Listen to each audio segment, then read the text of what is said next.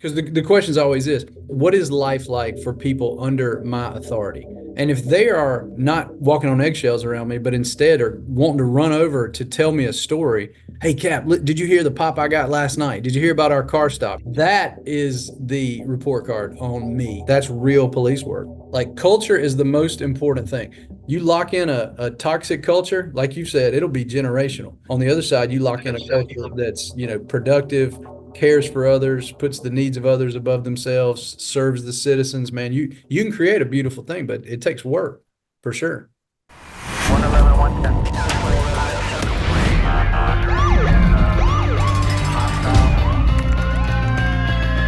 You training to be a street cop?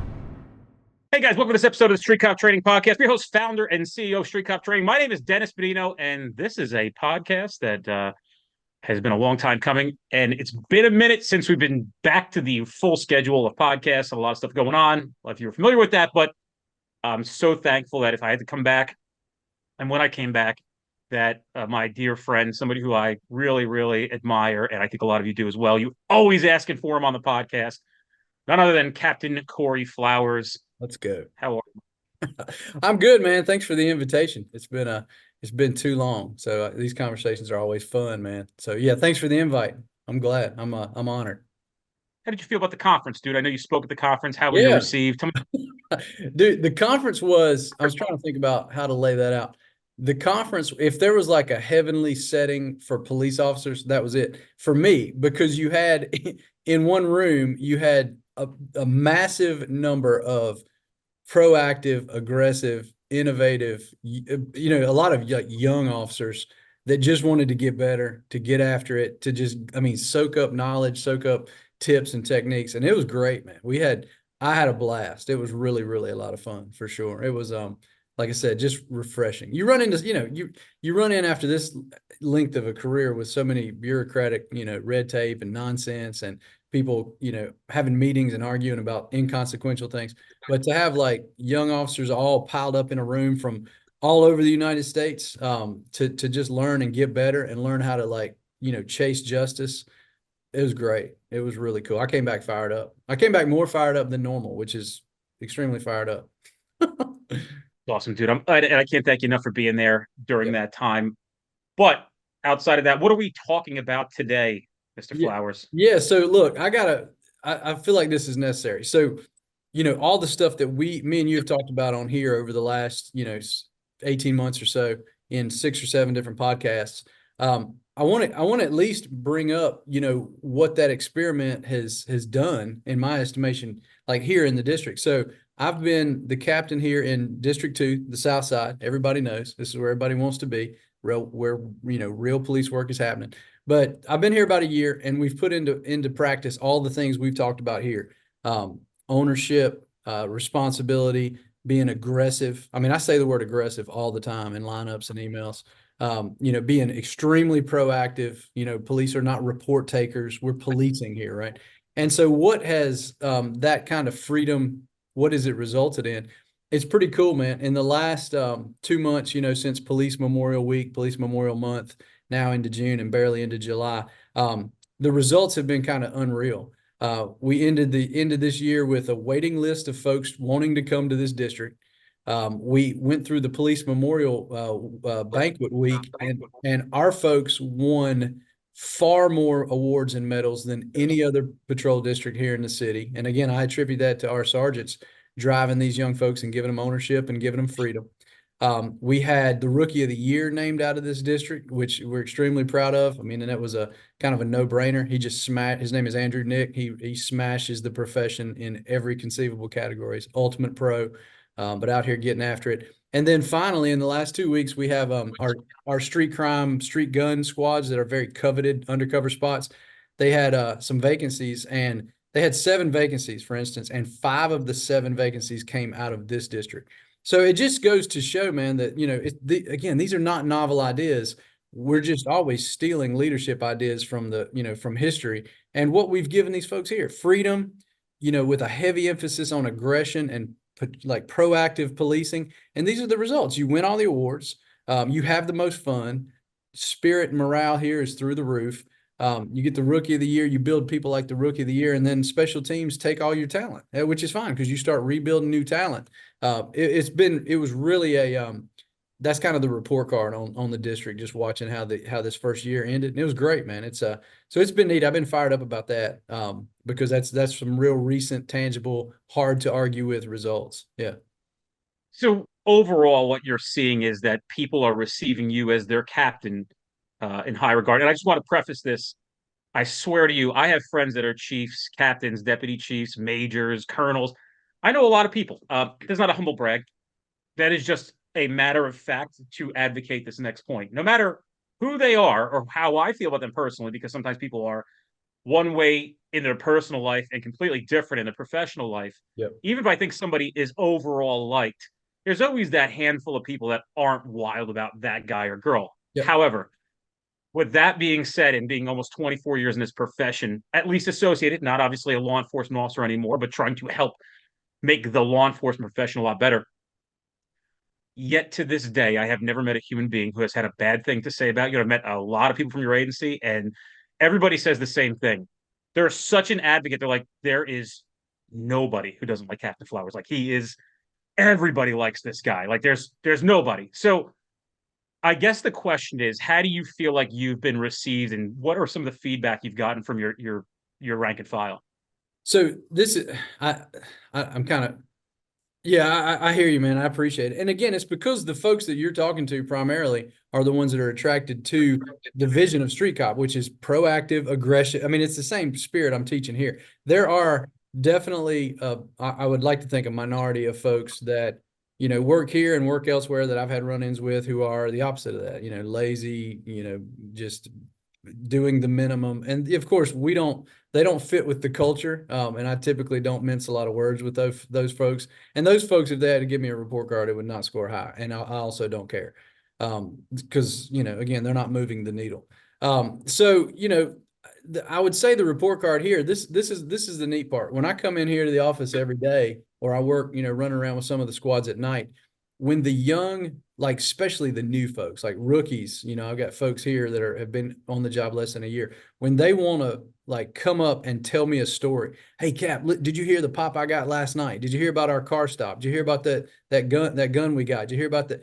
That is the report card on me, in my estimation, is how, because the question is always this: what is life like for people under my authority, if you want to put it like that, or under my care? And if they are, not walking on eggshells around me, but instead are wanting to run over to tell me a story because they know, one, I value that, and two, I'm going to get excited with it because that's the best thing, right? I want to hear, I want to hear about your traffic stop last night.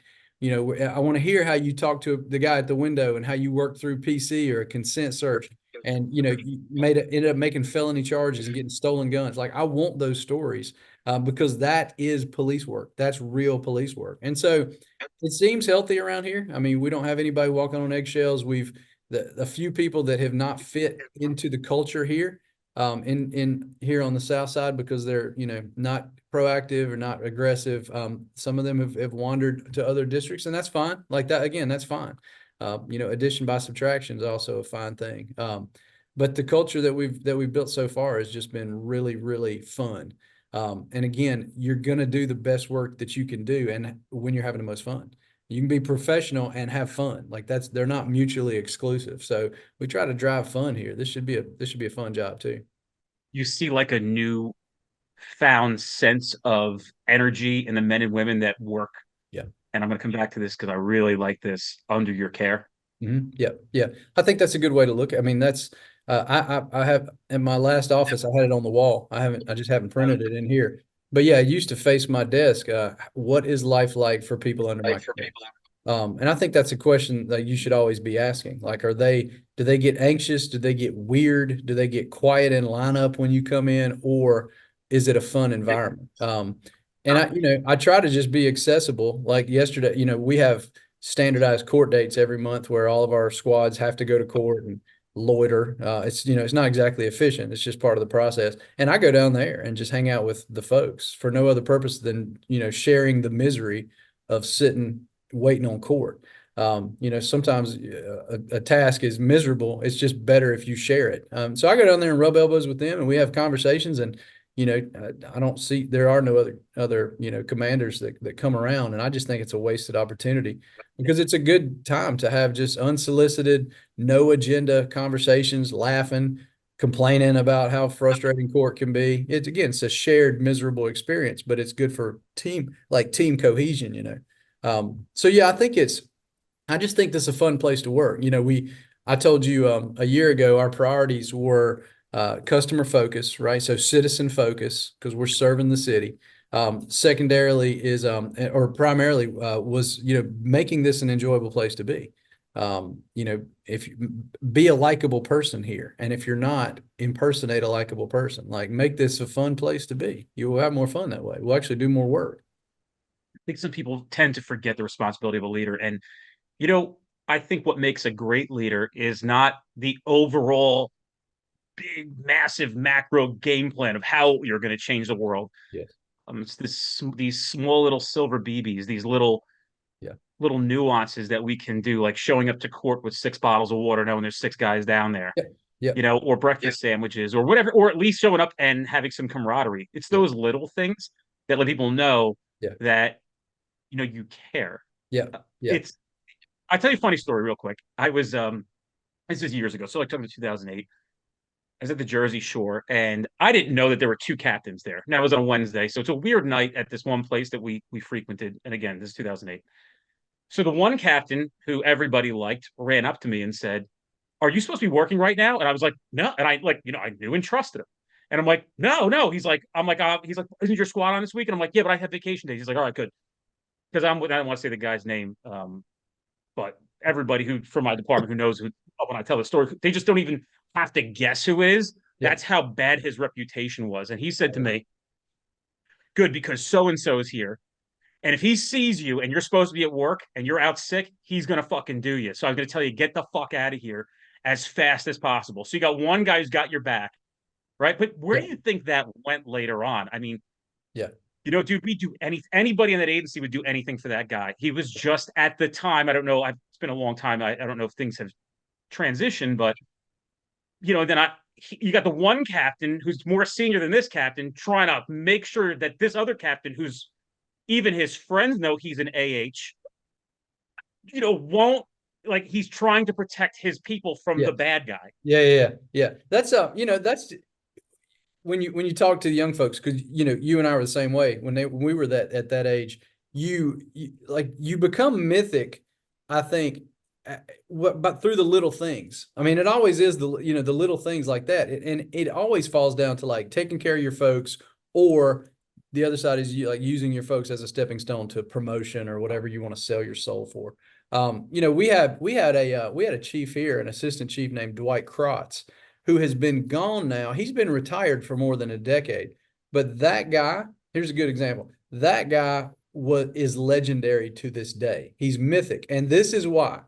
He would wear a full duty belt with all his gear, and he would just show up on calls at night, even as an assistant chief.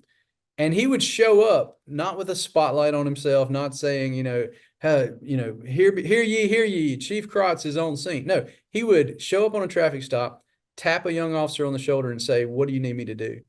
And officers who were, pretty confident, they would say, "Oh, well, Chief, if you're sincere, I got some shell casings. If you wouldn't mind collecting those and doing an evidence voucher." And he'd say, "Check, done." And those things are like that, where you're just, you're an assistant chief, but you're just a force multiplier. There has not been a chief that I can recall that was held in that high of regard. And it's because he never lost the common touch with the young guys and gals. And I just think that's great, but it is all it's always the small things, just showing up, taking a minute to talk, sweating with the folks. I was out on I try to be out doing police work as much as I can. I helped out in a foot pursuit 2 weeks ago. We had some of our undercover guys were doing a takedown in the street with some robbery suspects, and one jumped and ran, and I ran him down. And so it's just doing the job. My best pal who was a captain here, like a brother to me, moved on in 2021 from cancer. But he always said that. He's like, no matter your rank, you have to be a force multiplier. If you're not, I mean, part of your salary is just wasted. And I take that to heart. I think that's real important. There are two people that are always remembered at an agency. Two people. And those both people have legendary, mythic, like you said, reputations. Yeah. Your Chief Krotz is talked about. Is his name Krotz? Did I get it right? Yeah, Crotts. You got it. Chief Krotz is remembered as the best guy there ever was, right? Like that's dude. He has left a mark. And who's Yep. the other guy that everybody remembers? It's the guy that nobody wants to be like. Yeah, exactly. I tell people that same captain who was out that night who was protecting me from the other one. We're talking about the other one, the bad guy, quote unquote. When people ask me about that guy, I really don't give remarks, but I can just imagine the day that his wife or whoever might call because he passed away, Right. and they need a uniform for his services. Yes. They're going to tell her they're going to hang up on her. Yeah, for sure. Yeah. His legendary status of being the biggest POS that we had at our agency follows him to this day. Sure. And it's not something you can escape. I'm trying to tell men and women this. It is not easy to be authentic and true and don't go after the low-hanging fruit of, hey, join our team. It's like the devil, come over here. That's right. You want these chevrons? You want that take-home car? Come be with me, right? Yep. You have to follow your own morals and just always do the right thing. And sometimes always doing the right thing will not get you what you want immediately. But I got to tell you, it will get you what you want eventually. Yep. So once you've stabbed somebody in the back, it is very hard to convince people that you are not a backstabber. That's right. Because that's your reputation. Reputations are very hard. You know, we had a friend of mine, he was a chief of police, and he's having a lot of difficulty gaining people's trust. And, you know, I've said this before on the podcast, and he's like, you know, what do you think I should do? I'm like, you've got how many years of mistrust that you're trying to fix now? Yep. And I said, you got to walk in and apologize to everybody and then ask them for a second chance. And he laughed at me, never did it. And I said, I just don't understand why you bother asking me if you don't care. Yes. Because you like the idea of it. You just don't want to be that. That's right. You don't have to be a born leader. Some people are, some people aren't, but you can learn how to lead. And you can just make decisions based on, you know what? How would I like to feel? How would this make me feel? Yep. And is this something that is right by this person? Yep. Does it feel right to them?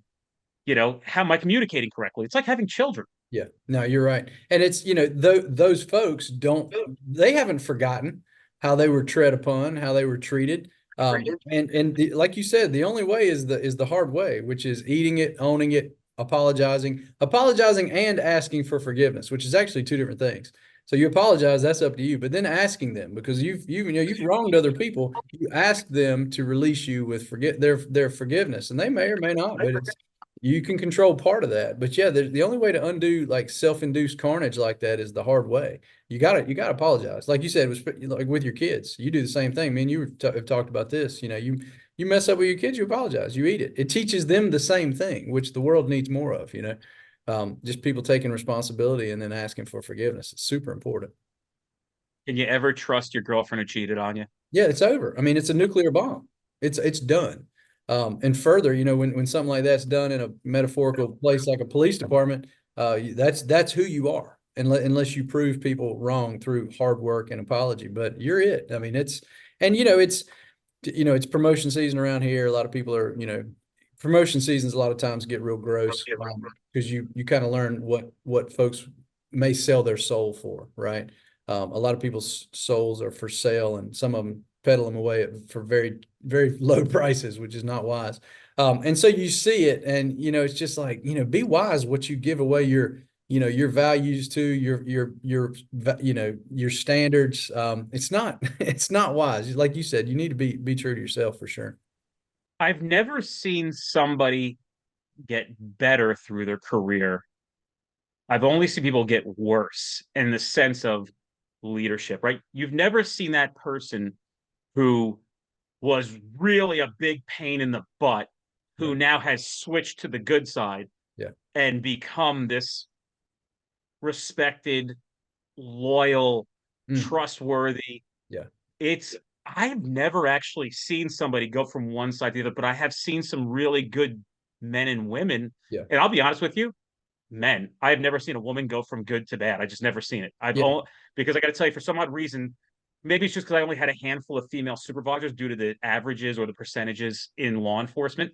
I never saw them switch Yeah. ever. I've only seen Yeah. men do it. I've never seen women switch from who they were in patrol to sergeant to lieutenant to captain. Yeah. I've only seen just the opposite. I think it's not possible, Yeah. Yeah. but I've only seen men switch. They've gone from these good dudes, right, to Yeah. like, did this guy forget everything about who Right. he was? Yeah, and I don't know what that is. As you were saying it, I was thinking through the same thing, and you're right. It's rampant among the fellas. That I don't know if it, you have that aspiration to whatever the title or the. I mean, it's weird in this profession because, like the military, we wear our rank visibly on our uniform. You can come into a room and you can see who has more authority than other people. And so, to some people, they're all about that because that position, like that positional authority, is the most important thing. Because they don't have any legitimate credibility from what they've done. And so they got to rely heavily on the stripes or whatever. And so I don't know. A lot of times I think it's an imbalance, like your life, you're running it in an imbalanced way. And so, the most important thing is for you to, in 25 years or whatever, to ascend the ladder to as high as you can so everybody will see you. But the danger with that, I mean, there's a bunch of dangers, but the big one that I'm starting to look at now is, you will retire. Like you'll leave the agency, whatever, you retire after 25, 30, whatever noble years, and you're you've achieved lieutenant or assistant chief or sergeant, whatever has been your, the thing you've been chasing after. And then, tomorrow you're just a fella. It's dangerous when you attach your identity to that too much. And then it's over. And so I think, I've noticed that in the last couple of years, seeing folks retire, like commanders and executive officers retire, not healthily, like watching them leave and get petty at the last minute, or watch them leave and like really want to hold on to power. And it's just a couple of my pals and I talk about that, and it's something to be aware of. And that's why, I got a couple years, 3 years left or so. I want to start, detaching from that before I get to the end, and make sure my identity is not entrenched in that. It's not smart.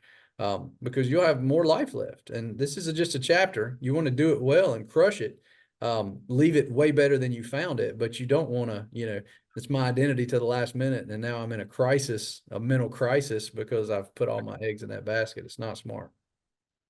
What's interesting? If you think about sociology, another thought that came to my mind as you're talking is typically when you find a really great agency and a really great administration, it's usually the sheriff, the chief, the deputy chief, the 3 captains, the 5 captains, the handful of lieutenants. You get that one screwball here and there. Yeah. But generally, it seems like when a place is good, it almost is all good. Obviously, you're going to have your issues. Yeah. And then when a place is bad, it seems like it's all bad. Yes. No, you're right. Until somebody actually changes or breaks the cycle of what this place has historically been known for. And it's hard to do.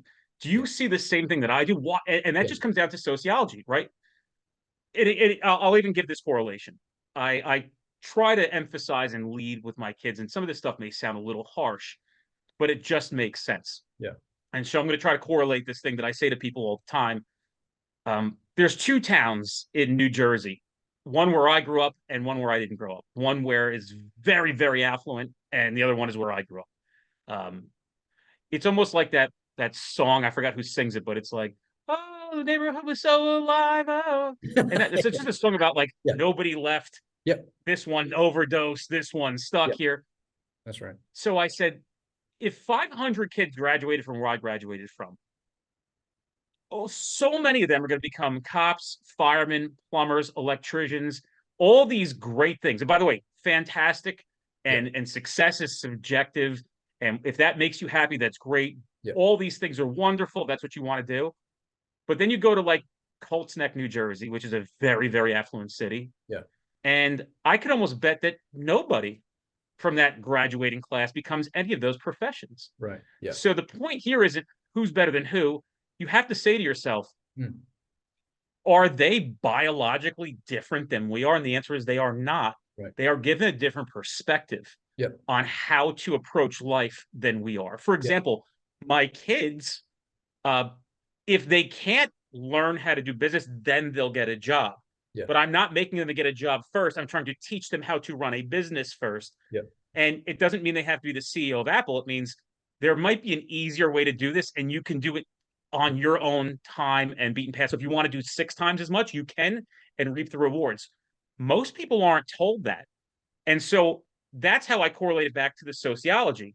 How is it possible that one agency is so good and the other one is so bad? It's no different than where I grew up and then Colts Neck, New Jersey. Yeah. It's because of the sociology. It's who you're associating with. That's why they say, show me a man's 5 friends and I'll show you exactly who he is. That's right. Yeah. And so the word that you're seeking and tracking, it's culture.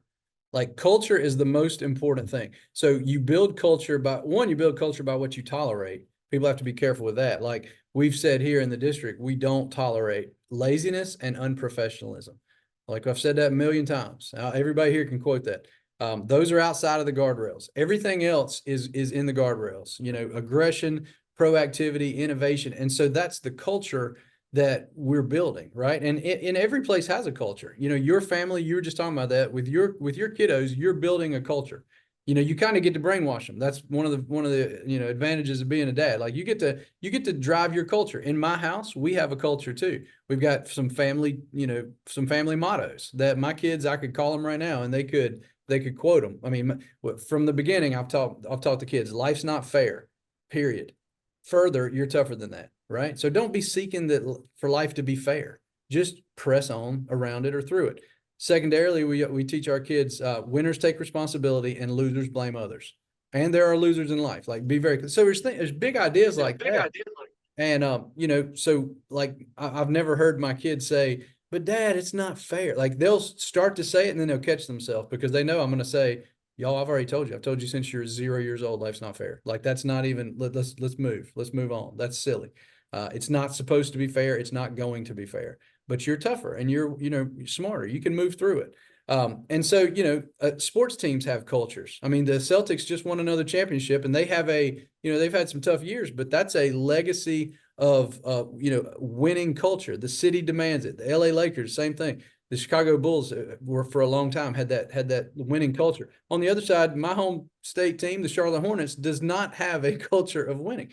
So it's what you build, what you invest in, and then what you tolerate will build your culture. And from the top on down, if you start with a lot of chiefs, a lot of folks who are like either narcissistic or lean towards narcissism or are megalomaniacs or egomaniacs, they aspire to those chiefs jobs. That's just how it works. A lot of folks want that for that reason. And if you get a selfish person at the top who is obviously all about him or herself, that's the culture is going to trickle down where people are going to be like, well, it's every man for themselves. I got to get what's mine. I got to, as opposed to like selfless servant leaders, that will trickle down too. And culture's powerful for good or bad.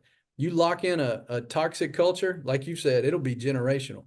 On the other side, you lock in a culture that's, productive, cares for others, puts the needs of others above themselves, serves the citizens, man, you can create a beautiful thing, but it takes work for sure. I'm going to say this and you can tell me what you think about it. And I can tell you a real recent story that I saw about this. You don't need to be a supervisor to be a leader. Right. Yeah. Yeah. I hope not. I mean, the fact that people think that is nuts. I mean, I don't even know who thinks that. Like, I think that's such a silly idea. I mean, I can give you examples here, any agency you can give examples of, but I was on the gun range with our police academy this week and last week. And I'm telling the young folks the same thing. I'm like, look, especially, even in the academy, they name people certain squad leaders and stuff. And I'm like, that's got some bearing. That's important, I guess, if you treat that position appropriately. But everybody in here is a leader. Like you should show up on anywhere you're at in this training evolution, and you should just plan on being in charge, plan on taking charge and taking care of your folks and leading. Yeah, if you wait, I mean, you wait until you've achieved some kind of official supervisory promotion to start learning how to lead, you're going to suck at it probably. Yeah, it's not, that doesn't make sense at all. I hate that idea is still around. You don't agree with that either. Probably the best leaders I've ever met in my life. Listen, this is not me taking shots at administrations, and you're a captain. Sure. I am overwhelmingly elated when I meet men and women of rank who are doing it for the right reasons, who Right. do care, who are selfless, and the proof's in the pudding. Right. There is no faking who you are and what you stand for. And it's a very hard thing to do, Yeah. is to lead, because it takes a load of courage. And Sure. I got to tell you, when the going gets tough, people fold like a fucking house of cards. I've seen it. Yeah. Believe me, everybody's a big talker until shit gets real hard. Yeah. That's for sure. And it does take some real, strength and sturdy spines to weather a very rough storm and not fold. Right. Not something that comes very common or often. Yeah. But you could look at, almost when you go like my convention, right? You ever see like these packs of cops that are walking around, and there's always that one guy who's kind of leading them, but he's not their boss. Oh yeah. Yeah. Yeah. They Yeah. all got the tattoos. They all got the fucking bandits in their mouths. They Yeah. all got the hats on, and like, and there's always just that one dude who everybody seems to be rolling around with. And it's not that he's, commanding it. It's almost like he's just the leader of the wolf pack. That's right. Yeah. You're going to have an alpha somebody in any kind of gathering of folks. And yeah, so this is what's funny. The insecure bosses who are, who lean heavily on their rank and their positional authority, they will be insecure around that person that you're talking about. Like that brand new P1 or P2 that has that kind of, effectively authority. They will intimidate those insecure bosses. And so what you'll see a lot of times, they get antagonistic, where the leader, the positional leader will, be hard on that guy, be hard on that gal, try to, really, really scrutinize them or get them in trouble. The other side of that, like what I would prefer, one, don't be insecure. If you've done the job and you've earned the credos, you don't have to be intimidated by that person. You should, that's who I want. Like I want the Mavericks. I want the one, like if you don't empower your Mavericks, you'll never have anything innovative happen ever in your agency or in your team. I want, somebody said, I think it was Jim Mattis in his book, he said you need a little salt in the soup, right? I mean, that's what you want. You don't want people just in lockstep, kissing butt, wanting to just abide by the, you want those folks who are pushing the envelope, who are comfortable operating in the gray. And who are leading, and you're leading when other people are following you, and so you're leading properly. Doesn't matter the rank or no rank. I mean, for instance, I mentioned our rookie of the year earlier. Somebody, like, for instance, people are going to elevate themselves, above others necessarily. Like, we have a rookie of the year award because we recognize that somebody's going to kill this profession better than everybody else who came in this year, and we give them an award. And so that person's, is becoming a leader, and he or she's been here a year. But yeah, you can't be intimidated by those folks. That's silly. You ever see anything more beautiful, quote unquote, for the context of this conversation, than two alphas who are both leaders, but both respect each other and work together? That's fantastic. Yeah, it is cool. And it is rare, because you constantly, like, the fact that you're an alpha means you're constantly, you're predisposed anyway to size everybody up, to look for vulnerabilities, but when you have, like, yeah, I agree. And I've seen this a couple times work out, where you have those two forces that are equally fierce, equally like legit, squared away, and they choose to lay down their armor and defer to one another. And, there's a biblical maxim that says, it's in Proverbs somewhere, probably. It says, if one can chase 1,000, meaning if one warrior can pursue 1,000, two, and you would tend to think, can chase 2,000. No, two can chase 10,000, right? So the idea is you get two potent forces like that together. They're not twice as powerful. They're about 10 times as effective, useful, powerful. And you see that, man, the word you used is beautiful. That's definitely correct. Like, that's a beautiful thing. But it's tough, man, because ego is a sneaky thing, and it'll trickle in there. Henry Ford said, it's amazing how much we can get done when nobody cares who gets the credit. And that's true. Yeah, just one mission. Like, I've mentioned him on here a couple of times. One of my good friends, Captain Anthony Price, he runs a lot of our gun crime units, and he says it all the time: one team, one mission. One team, one mission. He says it all the time. And he's leading elite undercover guys that are out here chasing guns, chasing gangs. And he says it all the time. He tells his folks, no, you don't look down on anybody. Patrol, CSI, it's one team, one fight. Everybody's necessary. And that's the proper, like, that's a powerful culture that he's building there. Earlier, you said something that I actually don't think I've ever heard. And when you described the people that worked for you, you said under my care. Yeah. How many people do you think in this profession would ever regard the people that work underneath them to be under their care and take that responsibility? Yeah. What does that mean? I don't know. I mean, I'm prone to use like sentimental language because I like connecting with folks.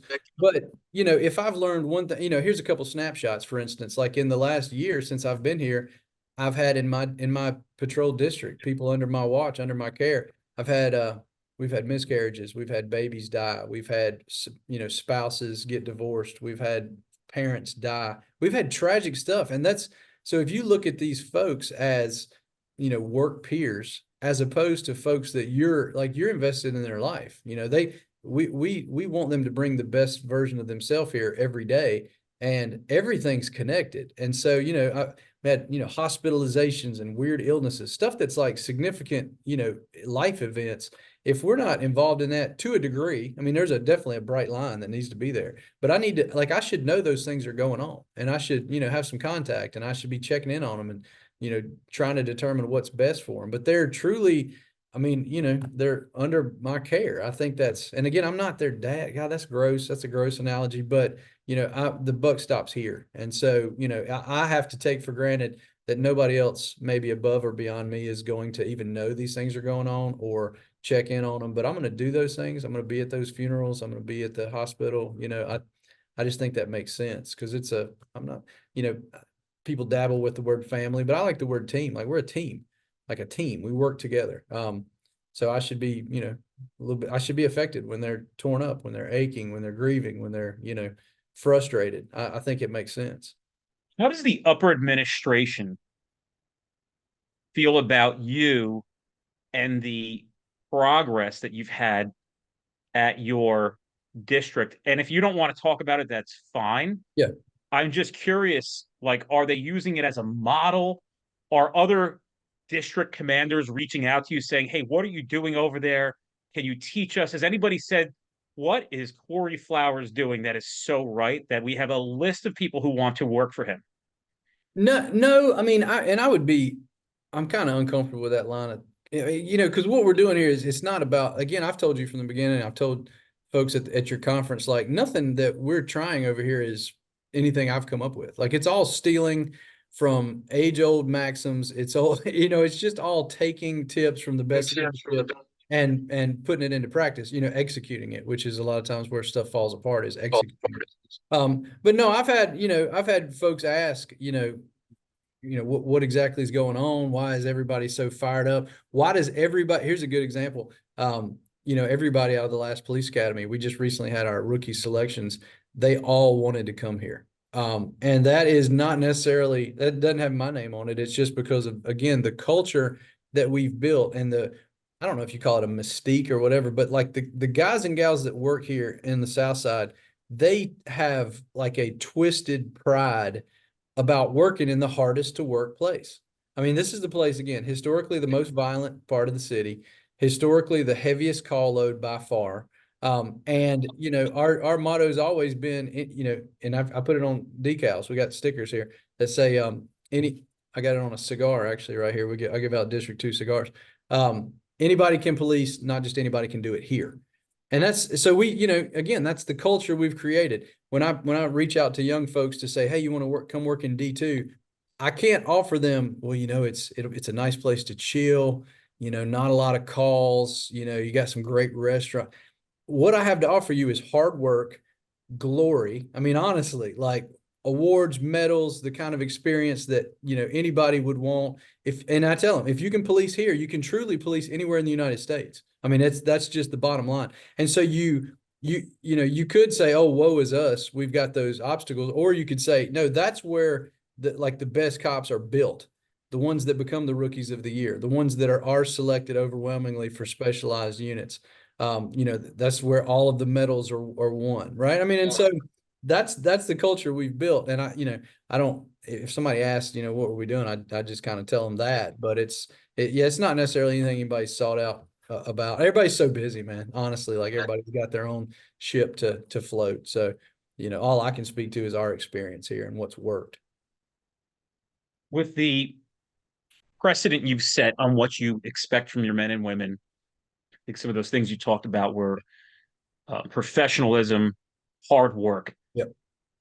Do you think that that culture reflects in your relationship with the citizens of the community that you guys patrol in District 2 versus maybe other places? And you don't got to compare yourself to districts, but how do you think the residents of District 2 feel about their police force? Yeah, I mean, what I can tell you is I don't see a lot of complaints for people being rude, unprofessional, profane, offensive, unnecessarily so.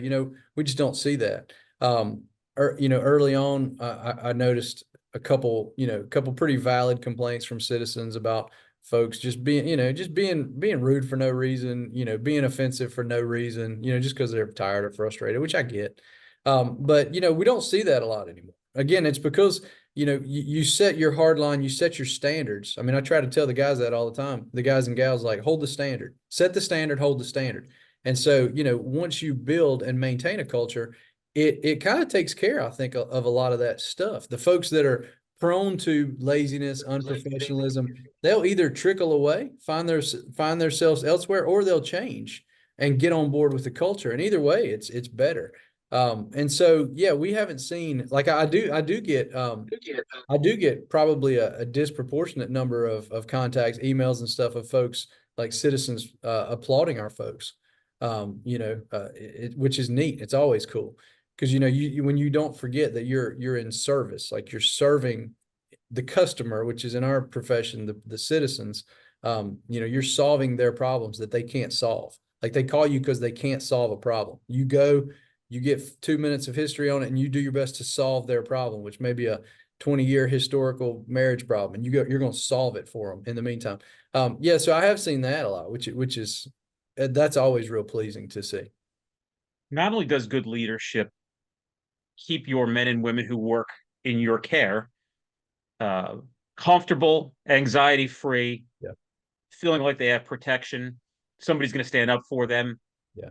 All these things. But I also think that it plants seeds for the future. You're creating new leaders. So with that being said, how do you, before you leave in the next 3 years, try to create an environment where you preserve some of the great characteristics of leadership that you've displayed, and with intent to leave what you were doing or where you were at for 25 years, quote unquote, and ensure that some of that stuff just doesn't get lost or carried away in the breeze? Yeah. So a couple things that help that is culture is slowly built, and it also erodes slowly. So the good news is, once you put in the hard work, I think, to build a culture, no matter, like, Napoleon or Genghis Khan could come in here and try to ruin this place, and they couldn't ruin it overnight, because culture is like, it gets entrenched, and you can't just ruin it overnight. So that's the good thing.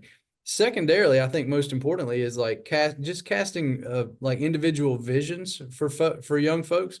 I've started telling folks from time to time, like young officers, when I see like real legitimate talent or legitimate hustle, or guys and gals that have got the proper appetite to chase justice and serve the citizens, I've started telling them, it will sound cheesy, like most things I say, but that's okay. But I tell them, like, look, you're the future.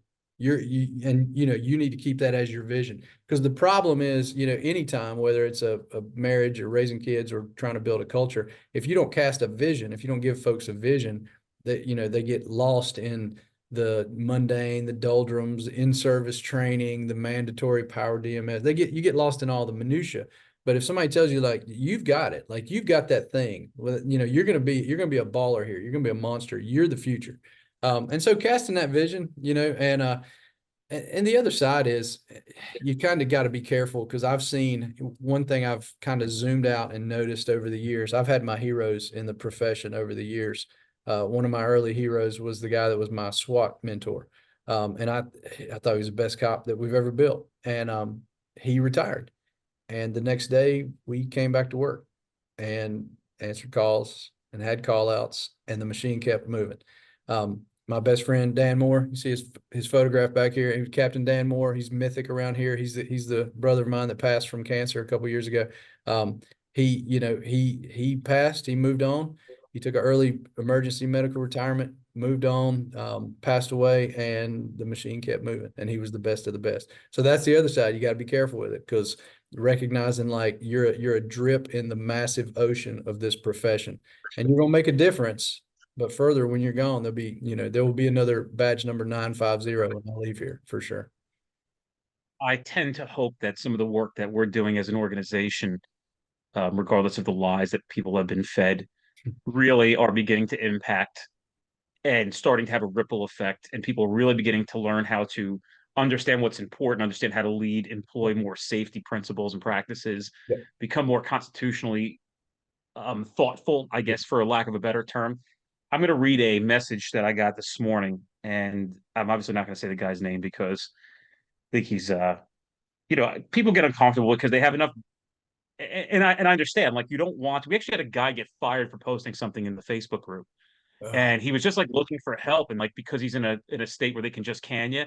He actually wrote to me. He's like, "Dude, it was my fault. Like I put it up. It's just that one of these other people that I worked with went and ratted on me, Oh, and I don't know what. It wasn't any. I don't improve things like as the administrator of the Facebook group. yeah, I don't approve things that I am like. Well, hold on a second. This might get you in trouble. I'll usually message the person like, yeah, "You sure you want to put this up, dude? Because this one right, kind of stinks. yeah, That it could be trouble for you." So this is what the guy wrote to me, and it was really something very nice to wake up to because I didn't see it till this morning. He said, "Do not stop. Keep up the excellent." This is the first time this guy messaged me on Instagram. Hmm. "Keep up the excellent work. Do not shy away from any blowback and criticism. You're making us better. You are teaching us. yes, Your continued in uppercase letters. Trainings and relentless message is forcing positive change in this field. good, You're forcing all of us, our chiefs, prosecutors, to check ourselves and take a hard look in the mirror. that's good. If you haven't heard it enough from others yet, I am honestly ashamed of who I was and how I operated in the field prior to having access to your trainings. Mm-hmm. All the missed opportunities, all the times I let someone get the better on me, all the unused tools. I had the lack of security and confidence I had due to an FTO training culture of apathy, fear, and it's just not worth your time/hassle. Hmm. I'll definitely be doing more of your live classes. I'm able to, but the online stuff, your Instagram, YouTube, podcast, your boldness to not shut the fuck up and be scared to silence the misrepresented and be ethical, quote unquote, concerns be encouraged. Thanks again." Dude. And I want to say this. Wow, you can retire on that, man. I mean, you can honestly like take a couple weeks off and just that's the report card right there. And you know what, dude? Let me be very clear. And I've tried to make this clear to a lot of people. Whatever I've said and done comes from one place. And this is really where my focus is. And I had a conversation with somebody recently who wanted to get involved. And I'm like, look, dude, I cannot go down that political rabbit hole. If you're leaning this far one way or one or another way, that is not the mission of this company. That is not the point. The point is to try to, one, acknowledge problems that we have to make them better. Unfortunately, some people wear those problems because when you look in the mirror, you are the problem and you're the person who's perpetrating them. I don't say perpetrating, perpetually pushing that problem forward. But number two, I just have to make sure cops get trained. Yep. That's all I want to do. Yep. Because nobody deserves to die because they went to work. Right. That's it. Nobody deserves to go to jail because they went to work and somebody didn't give them what they needed to have the proper training. Yep. All of these things that the far minority of cops have to wear as far as making a mistake. And I'll even argue as far as some of this malice, unprofessionalism. All of this ties back to one thing, and it's a lack of an example and a lack of training. Yep. Because it's allowed to happen, because people are forced to figure things out on their own, because people are forced to not know what to do and just try to do something to make it work. Yep. And as we talk, I think about those 5 police officers in Memphis, or 6 or 7, whatever it may be, who thought they weren't on camera. Yep. And I'm not here to, in any way, shape, or form, try to justify it. And I'm also not going to sit here and take any position. Obviously, it's not something that we want to see happening in the field. But, when I look at that, I say to myself, what failed there? Yep. What was the failure? That wasn't, and I say this, there weren't 5 guys who showed up to their interview with whoever hires in Memphis and said, hey, we want to do this job, and in 5 years, we want to be indicted and go to prison for the rest of our lives. Right. That's right. how did that happen? I know how that happened. Yeah. I know how that happened. Yep. And this is the point and the message to everybody. There is a significant consequence to not taking initiative for yourself, Yeah. waiting to be picked, waiting to seek training, acknowledging that some of this stuff may not be the best way to approach this job. These are the things you have to think about this stuff. So you have to go find those Yeah. who display the ethics and the morals.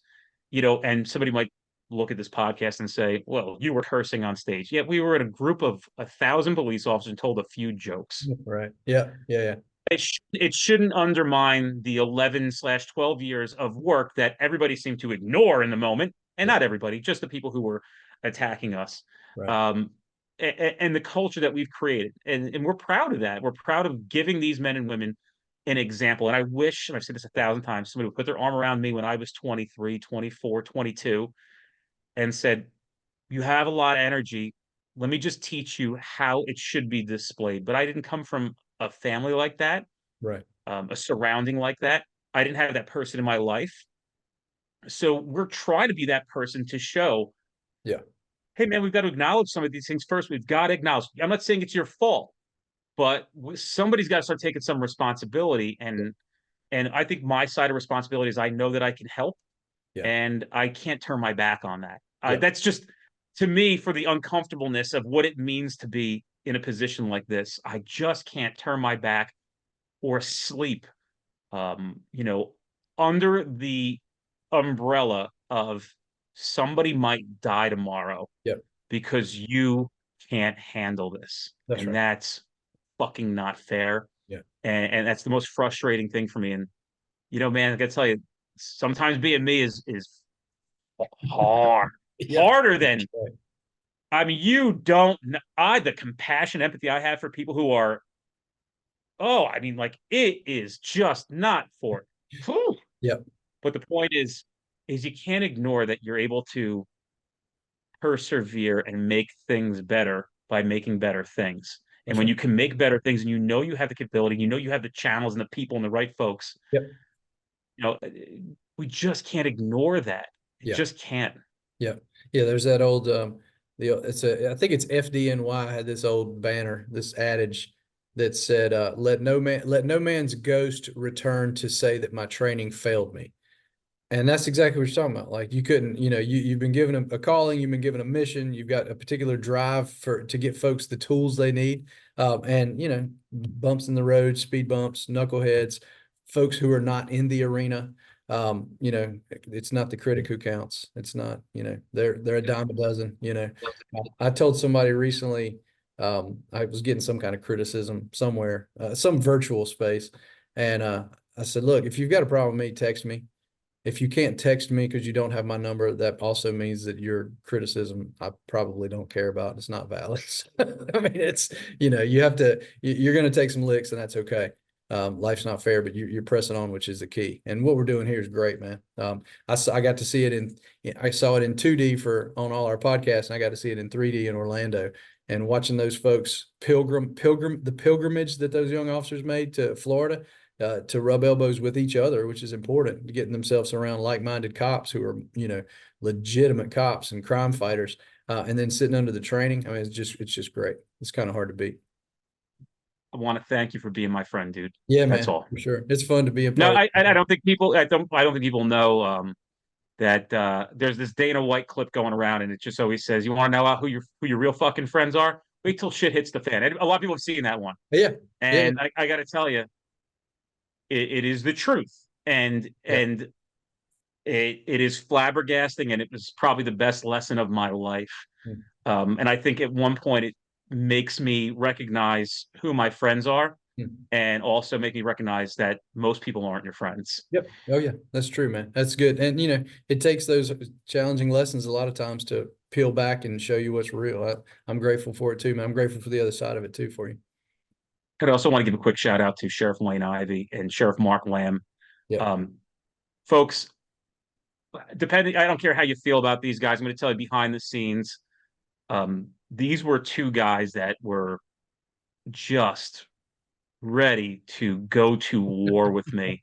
and it basically said, whatever you need, I will be there supporting you, and followed up. There was no one said it once, and then Captain Kory Flowers showed up. We needed him at our conference. I wanted him to speak, and it was a time in the history of this company where we were feeling a lot of pressure, and he still just showed up and put a hell of a show on. And I can't thank you enough. And I got to tell you, all this stuff comes full circle, and you're just a blessing. Thank you. And this podcast is probably one of the best things that I've ever done, because the relationships Yeah. I've built through channels like this are more solid than people I've known for 20 years, as Yep. nutty as that sounds. And I think it just has to do with not the length of time that you know somebody, but somebody's true character. And I want to give credit where credit's due. You have true character, and nothing that you're doing or saying is fake, nor is Sheriff Wayne Ivey or Sheriff Mark Lamb. These people, and again, if there's other people that I'm not naming, believe me, you're in my heart too. But those guys, I'll go to the end of the earth with. Like Mark Yeah. Lamb needs me in Arizona tomorrow. Like I'm Yeah. gonna be there. Yeah. I can't do enough for any of those men and women, and they are Yeah.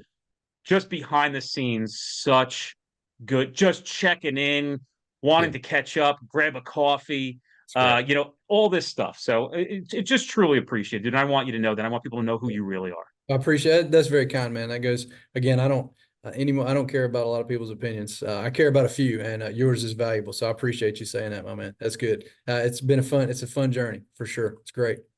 All right, brother. It's been a blast, and thank you again. You got it, my man. Be safe, bud.